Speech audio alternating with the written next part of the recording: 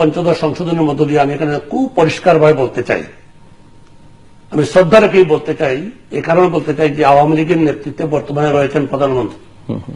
কিন্তু আওয়ামী লীগ জন্ম নিয়েছিল 1949 সালে এদেশের মানুষের ভোট এবং ভাতের অধিকারের জন্য। পঞ্চদশ সংশোধনের মাধ্যমে মানুষের ভোটের অধিকার যে কেড়ে নেওয়া হয়েছে, এটা আওয়ামী লীগ পলিটিক্সের, আওয়ামী লীগের রাজনীতির মৌলিক রাজনীতির বিরোধী। আমি আজকে আপনার মাধ্যমে নেতৃবৃন্দ সহ দেশবাসীকে বলতে চাই, 2009 সালে যে নির্বাচন হয়েছিল, সেই নির্বাচনে যে অঙ্গীকার করা হয়েছিল, 2008 নির্বাচন হয়েছিল, 2009 প্রধানমন্ত্রী সরকার গঠন করেছিলেন।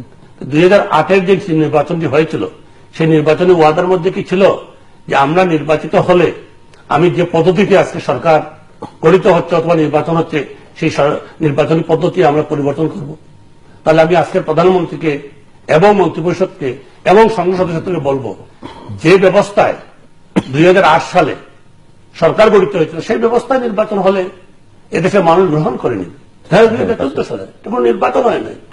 বিশ্বের বুকে কোথাও আপনার নাই যে 153 জন প্রার্থী বিনা প্রতিদ্বন্দ্বিতা পাশ করতে পারেন, যেখানে নির্বাচনের জন্য এদেশের মানুষ সবসময় উদ্গ্রীব থাকে।